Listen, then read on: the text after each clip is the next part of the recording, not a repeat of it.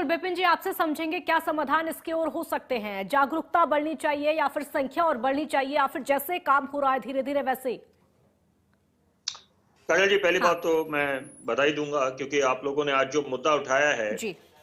वो बहुत अहमियत रखता है। हम्म। और इसमें कोई दो राय नहीं है। अभी रूपा जी जो बात बोल रही थी कि हिंदुस्तान जाना जाता है पर्वों के लिए, और हम्म। यहाँ पर अभी थोड़े समय पहले हमारे जो बंगाली भाई बहन हैं उन्होंने उनका यहाँ पर पर्व था कि कैसे दुर्गा पूजा उन्होंने मनाई, और एक बिल्कुल एक ऐसा माहौल बन जाता है कि वो देखते ही बनता है। और अभी जो इस समय छठ मैया का पर्व है जिसकी अपनी अहमियत है, तो उसके पहले हमारे नवरात्रों का पर्व था। तो ये सारे जो पर्व हैं, तो यहाँ पर इसके नेताओं को और खास तौर पे जो सत्ता पे काबिज हैं उनको समझना चाहिए कि यहाँ पर धार्मिक भावनाओं का भी सवाल है, और हम्म। सबसे बड़ी बात है कि जो वायदे करते हैं चुनावी मैदान में जाकर, अपने इलेक्शन मैनिफेस्टो जब साझा करते हैं, तो वहां पर ये वायदे होते हैं कि आपके हम अधूरे सपने पूरे करेंगे।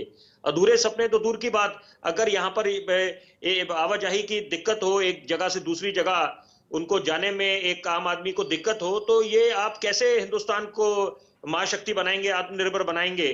तो ये बातें सोचने, इस पे ध्यान केंद्रित होना चाहिए सरकारों का। और सबसे बड़ी बात है राज्य सरकार और केंद्र सरकार का आपस का तालमेल। हम्म। भले ही उदाहरण के तौर पे एक बात बोलना चाहूंगा कि किसी जगह किसी एक राज्य में डबल इंजन की सरकार नहीं है, तो इसका मतलब ये नहीं होना चाहिए कि वहां पर तालमेल का अभाव रहे।